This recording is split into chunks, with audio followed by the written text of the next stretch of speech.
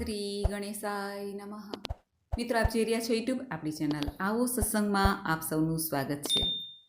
મિત્રો, આજે આ વિડીયોમાં આપણે સાંભળવાના છીએ શ્રાવણ માસના વદ પક્ષની છઠ્ઠી તિથિ એટલે રાંધણ છઠ. ભગવાન બલભદ્રનો જન્મોત્સવ મનાવાશે, જે ભગવાન શ્રી કૃષ્ણના મોટા ભાઈ છે અને શેષનાગના અવતાર છે. આજે આપણે આ વિડીયોમાં સાંભળવાના છીએ હલ ષષ્ઠીની વ્રત કથા અને રાંધણ છઠનો મહિમા. જો આપને આ વિડીયો પસંદ આવે તો લાઈક કરજો, શેર કરજો. આપ આ ચેનલ પહેલી વખત જોઈ રહ્યા છો તો સબસ્ક્રાઈબ કરી લેજો, જેથી આવનાર વિડીયોની માહિતી આપ સુધી તુરંત પહોંચી શકે. ધન્યવાદ. મિત્રો, શ્રાવણ માસની છઠ્ઠી તિથિ એટલે રાંધણ છઠ. આ દિવસે બહેનો વિવિધ રસોઈ કરે છે અને ચૂલો ઠારે છે. બીજા દિવસે શીતળા સાતમ હોય છે, ત્યારે શીતળા માને ભોગ લગાવે છે, કુલેરનું નૈવેદ્ય ધરે છે, નાગલા ચુંદડી ચડાવીને માતા શીતલાનું પૂજન કરીને જે આ વાસી એટલે કે આગલા દિવસે છઠ્ઠીના દિવસે જે ભોજન તૈયાર કરવામાં આવ્યું છે તે ભોજન માને પીરસે છે અને ત્યારબાદ તેનો પ્રસાદ લે છે. આમ છઠ્ઠીની તિથિનું મહત્ત્વ રાંધણ છઠ તરીકે એટલે કે રસોઈ બનાવવાના દિવસ તરીકે ઉજવાય છે. બહેનો સવારે વહેલા ઉઠીને સ્નાનાદિથી પરવારીને શુદ્ધ વસ્ત્ર ધારણ કરે છે.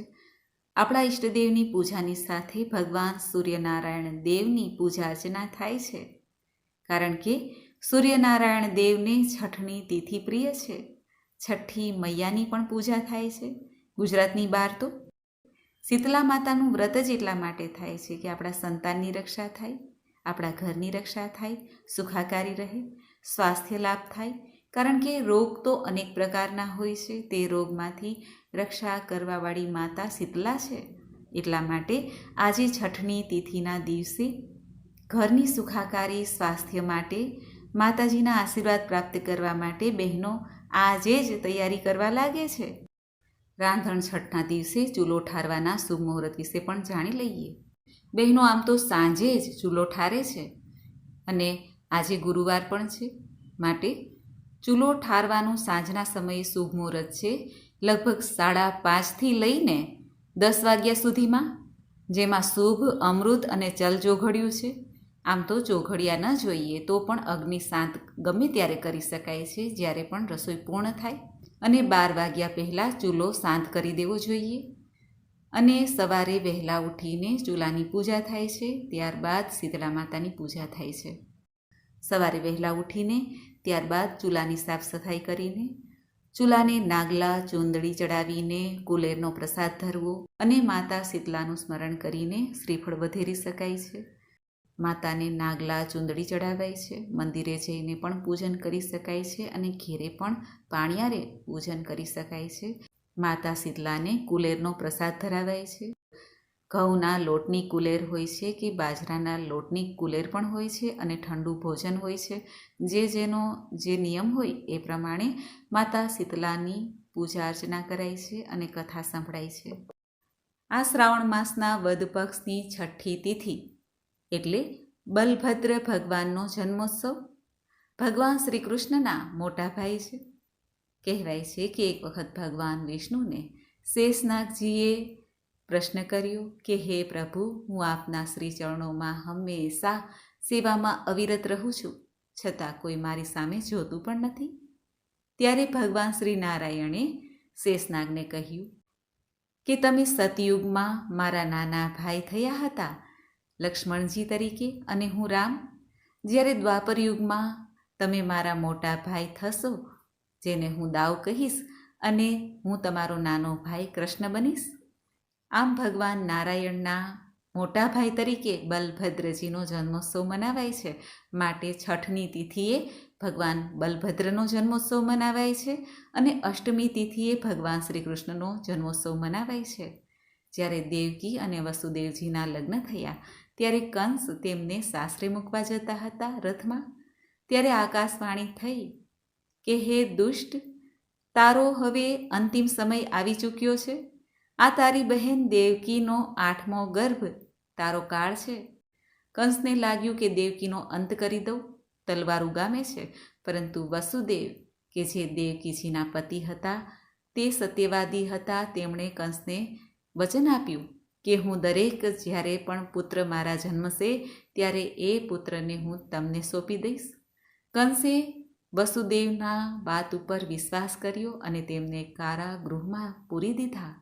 દેવકીજીના 5 સંતાનોને તો કંસે યમને ઘાટ ઉતાર્યા, પરંતુ જ્યારે 6ઠું સંતાન એટલે કે 6ઠ્ઠો ગર્ભ રહ્યો ત્યારે યોગમાયાએ તે ગર્ભને વસુદેવના પહેલા પત્ની રોહિણીજીના ગર્ભમાં ખેંચીને ત્યાં સ્થાપિત કરી દીધા. ખેંચીને સ્થાપિત કર્યા એટલા માટે બલભદ્રનું એક નામ સંકર્ષણ પડ્યું.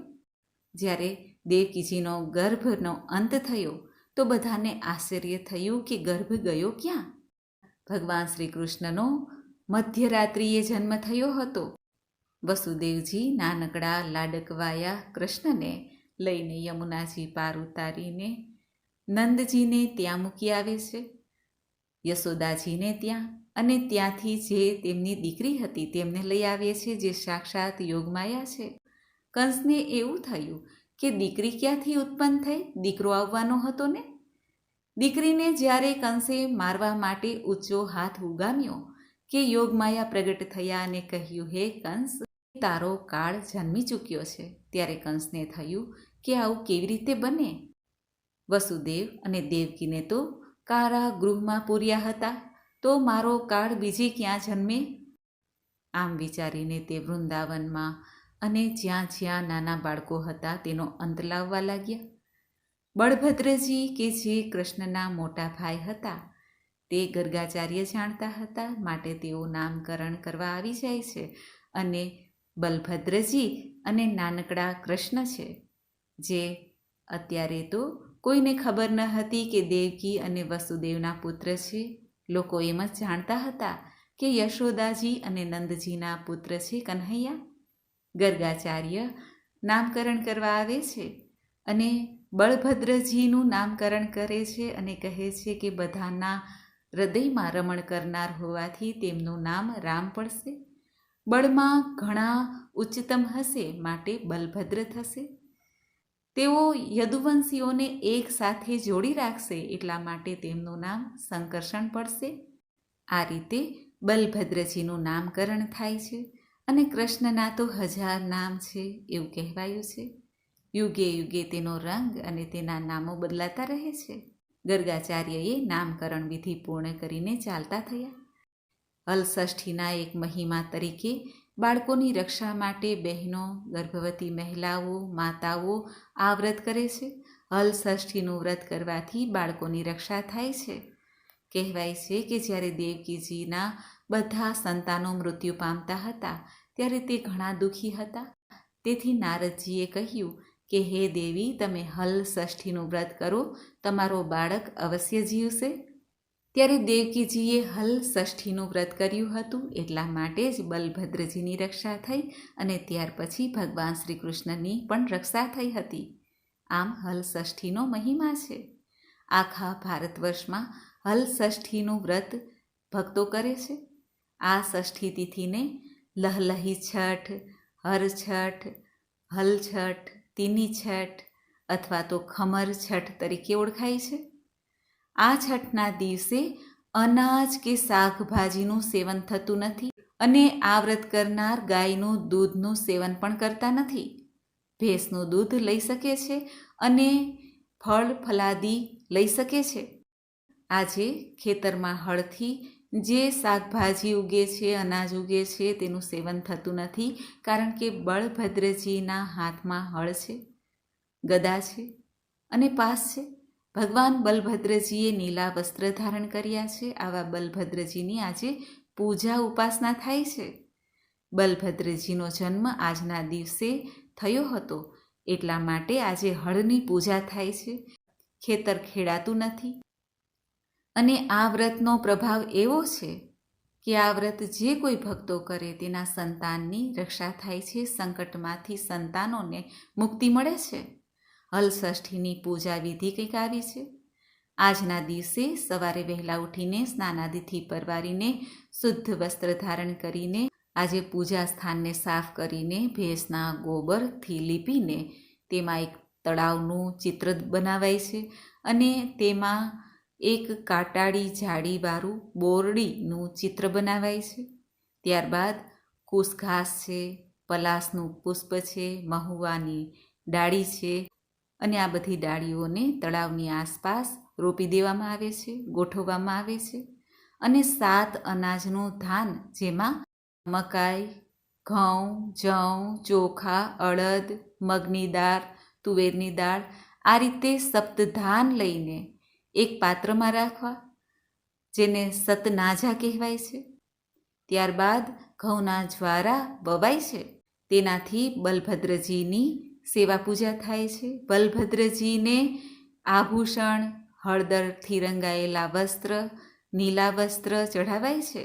ભેંસના દૂધથી બનાવેલી કોઈ પણ મીઠાઈ બનાવીને તેનો હવન કરાય છે અને ભેંસના દૂધનું માખણથી પણ હવન કરી શકાય છે.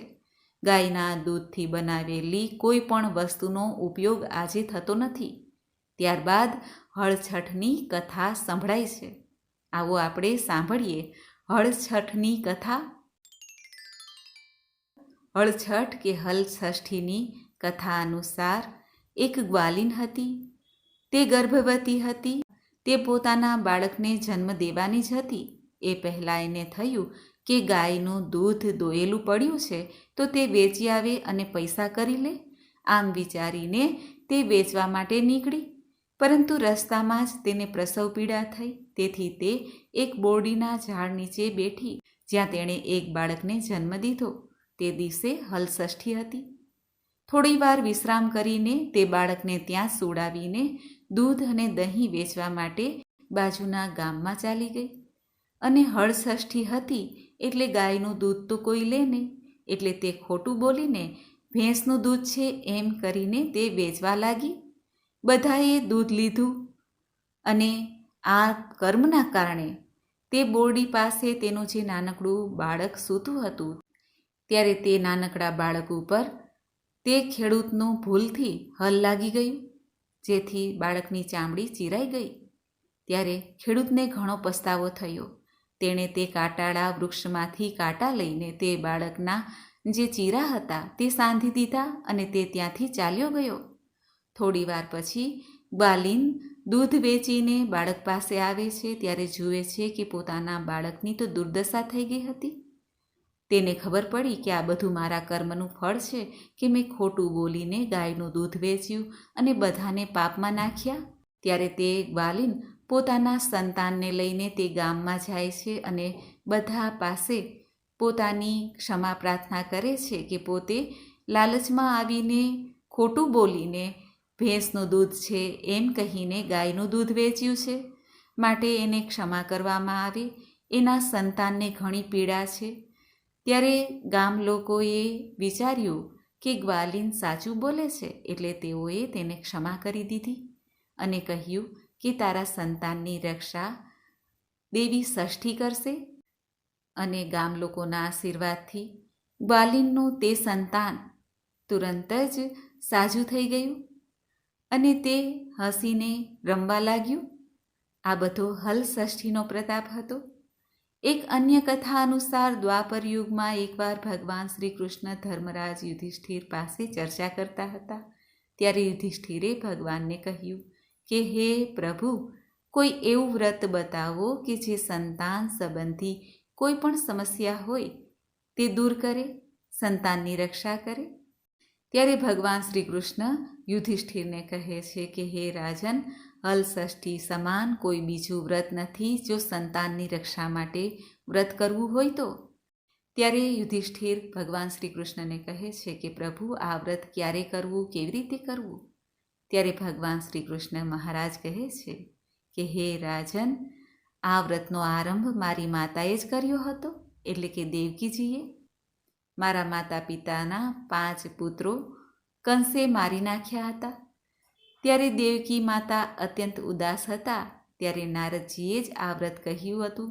તેથી હલષષ્ઠી મહારાણીના વ્રતના પ્રભાવે જ આજે મને પણ આયુષ્ય પ્રદાન થયું છે અને મારા મોટા ભાઈ બલભદ્રજીને પણ હલ ષષ્ઠીની એક કથા અનુસાર એવું પણ કહેવાય છે કે મહાન પ્રતાપી રાજા જેનું નામ ચંદ્રવ્રત હતું, તેઓ ઘણા શૂરવીર અને ધર્મનિષ્ઠ હતા. તેમને એક જ સંતાન હતું. રાજાએ પ્રજાના સુખ માટે એક તળાવ ખોદાવ્યું, પરંતુ તળાવમાં પાણી જ ન આવે. ત્યારે પ્રજા તેમને ઘણી ગાળો બોલે કે આ રાજાના કેવા દુષ્ટકર્મ હશે કે તળાવમાં પાણી આવતું નથી. ત્યારે રાજાને ઘણું દુઃખ થતું હતું. જ્યારે રાજાને એક રાત્રે સ્વપ્ન આવ્યું અને કહ્યું કે હે રાજન, તું તારા એકના એક સંતાનની બલિ ચડાવી દે તો આજે તે તળાવ ખોદાવ્યું છે ત્યાં પાણી આવી જશે. રાજાએ ના કહી કે હું મારા એકના એક પુત્રની બલિ નહીં ચડાવું. જ્યારે રાજાની આ વાત પુત્રએ જાણી ત્યારે પુત્રએ સ્વયમે જ બલિ ચડવાનો નિશ્ચય કરી લીધો. તેણે તળાવની આસપાસ પરિક્રમા કરી અને તળાવની વચ્ચે બેસી ગયો. પુત્રના બેસવાથી, રાજકુમારના બેસવાથી તુરંત જ તળાવમાં પાણી ભરાઈ ગયું. કમળ ખીલી ગયા, પક્ષીઓનો કલરવ થવા લાગ્યો. તળાવના કિનારે વટે માર્ગું પાણી પીવા લાગ્યા. આ જોઈને રાજાને ઘણું દુઃખ થયું અને તેઓએ રાજપાટ બધું છોડીને વનમાં ચાલ્યા ગયા. ત્યારે વનમાં જતા વખતે અમુક બહેનો વ્રત કરતી હતી. રાજાને થયું કે હું પૂછું કે આ બહેનો ક્યું વ્રત કરે છે. ત્યારે બહેનોએ કહ્યું કે હે રાજન, અમે હલ ષષ્ઠીનું વ્રત કરીએ છીએ, જેથી અમારા સંતાનની માતા હલ ષષ્ઠી દેવી રક્ષા કરે. ત્યારે રાજાએ તુરંત જ તે બહેનો પાસે વિધિ જાણી અને રાજમહેલમાં આવીને રાણીને કહ્યું કે તમે હલ ષષ્ઠીનું વ્રત કરો. રાણીએ પૂરી શ્રદ્ધા ભક્તિથી હલ ષષ્ઠીનું વ્રત કર્યું. વ્રતના પ્રભાવે રાજકુમાર જે તળાવમાં હતા તે બહાર નીકળીને રમવા લાગ્યા. દેવી હલ ષષ્ઠીએ રાજકુમારની રક્ષા કરી જીવનદાન આપ્યું. બોલો હલ ષષ્ઠી દેવીની જય. એક અન્ય કથા અનુસાર અવંતિકા નગરમાં સંપતલાલ નામના એક વ્યક્તિ રહેતા હતા. તેમને 2 પત્નીઓ હતી, રેવતી અને માનવતી. બંને સૌતનો આનંદથી પતિ સાથે રહેતી હતી અને ભાગ્યથી રેવતીને કોઈ સંતાન નહીં, પરંતુ માનમતીને 2 સંતાન જન્મ્યા. બંને સંતાનો માતાના ખોળામાં રમતા. ત્યારે પહેલી પત્નીને આ બધું પસંદ ન આવતું. તેને ઈર્ષા થવા લાગી. ત્યારે રેવતીએ એક દિવસ માનમતીને કહ્યું કે તારા પિતા બીમાર છે, માટે તારે ત્યાં જવું જોઈએ. આ બધું છલ કપટથી તેને યોજના કરી હતી. ત્યારે માનમતી બંને સંતાનોને રેવતી પાસે મૂકીને જાય છે અને કહે છે કે તમે ધ્યાન રાખજો મારા સંતાનનું, હું મારા પિતાની ખબર અંતર પૂછીને પાછી આવું છું. ત્યારે રેવતી માનમતીના બંને સંતાનોને મારીને ગામની બહાર ફેંકી દે છે. માનમતી પિતાને ઘેરે જાય છે તો પિતા તો સર્વ કુશળ મંગળ હતા. ત્યારે તે ફરી પોતાને ઘેર જવા નીકળે છે. ત્યારે માનમતીની માતા કહે છે કે બેટા, આજે હલ ષષ્ઠીનું વ્રત છે, માટે તું આજે આ વ્રત કરીને જા. ત્યારે માનમતી પણ પૂરી શ્રદ્ધા ભક્તિથી માતા હલ ષષ્ઠી દેવીનું વ્રત કરે છે, પૂજન કરે છે અને બીજા દિવસે ઘેરે જાય છે. ઘેરે જાય છે તો ગામના પાદરે તેના બંને સંતાનો રમતા હતા. ત્યારે માનમતીને આશ્ચર્ય થયું કે સંતાનો અહીંયા ગામની બહાર શું કરે છે? તે તો ઘેરે હોવા જોઈએ. ત્યારે તે સંતાનને પૂછે છે. ત્યારે તે સંતાનો કહે છે કે માતા, મને રેવતી માતાએ મારીને અહીં ફેંકી દીધેલા. જ્યારે માનમતીને આ બધી ખબર પડે છે ત્યારે તે પોતાના બંને સંતાનો સાથે ઘેરે જાય છે અને માતા હલ ષષ્ઠી દેવીનું પૂજન કરે છે, આભાર માને છે. માનમતીએ પૂરી શ્રદ્ધા ભક્તિથી પ્રાર્થના કરીને હલ ષષ્ઠી દેવીને કહ્યું, હે માતા, મારા બંને બાળકો ઉપર સદૈવ કૃપા રાખજો, તેની આપત્તિમાં સહાય કરજો અને તેને દીર્ઘ આયુષ્ય પ્રદાન કરજો. આ રીતે માનમતીએ પૂરી શ્રદ્ધા ભક્તિથી આ વ્રત કર્યું અને તેને ફળ્યું. ત્યારથી ગામની બહેનો પણ આ હલ ષષ્ઠીનું વ્રત કરવા લાગી. બોલો હલ ષષ્ઠી મહારાનીની જય. તો મિત્રો, આપણે સાંભળ્યું હલ ષષ્ઠી વ્રતની કથા મહિમા રાંધણ છઠનો મહિમા મને આશા છે કે આપને આ વિડીયો જરૂર પસંદ આવ્યો હશે. આજે હલ ષષ્ઠી મૈયા કે જે વિધાત્રી છે, જે ષષ્ઠીના લેખ લખવા માટે આવે છે જ્યારે બાળક જન્મે છે ત્યારે, માટે આજે ષષ્ઠી મૈયાની પૂજા ઉપાસના થાય છે, જે દેવી પાર્વતીજીનું જ એક રૂપ છે. અને આજે બલભદ્રજીની પણ પૂજા ઉપાસના થાય છે. જગન્નાથપુરીમાં બલભદ્રજી, ભગવાન શ્રી કૃષ્ણ અને સુભદ્રાજીના દર્શન થાય છે. આજે જગન્નાથપુરીમાં રથયાત્રા નીકળે છે. આજે બલરામજીની ધૂપ, દીપ, નૈવેદ્ય, ફલ, પુષ્પ આદિથી પૂજન થાય છે. આજે બલભદ્રજીના આ નામોનું સ્મરણ કરવાથી સર્વે પાપમાંથી મુક્તિ મળે છે. બલભદ્ર, રામભદ્ર, રામ, સંકર્ષણ, અચ્યુત, રેવતી રમણ, દેવ, કામપાલ, હલાયુધ, નીલાંબર, શ્વેતવર્ણ, બલદેવ, અચ્યુત અગ્રજ, મહાવીર, રોહિણેય, પ્રતાપવાન, મુસલી, હલી, હરી, યદુવર, બલી, શિરપાણી, પદ્મપાણી, વીર, બલ, પ્રબલ, વાસુદેવ, કલા, અનંત આ નામોનું સ્મરણ કરવાથી વ્યક્તિના દરેક મનોરથ પણ પૂર્ણ થાય છે. એવા રોહિણીજીના પ્યારા, વસુદેવના લાડકવાયા, દેવકી નંદન ભગવાન શ્રી કૃષ્ણના મોટા ભાઈ, સુભદ્રાજીના વીરા, બલભદ્રજીને આપણે કોટી કોટી વંદન કરીએ છીએ. હલ ષષ્ઠીની સર્વે ભક્તજનોને શુભકામના, મંગલકામના. મિત્રો, મને સાંભળવા માટે ધન્યવાદ. આપ સૌને મારા જય શ્રી કૃષ્ણ.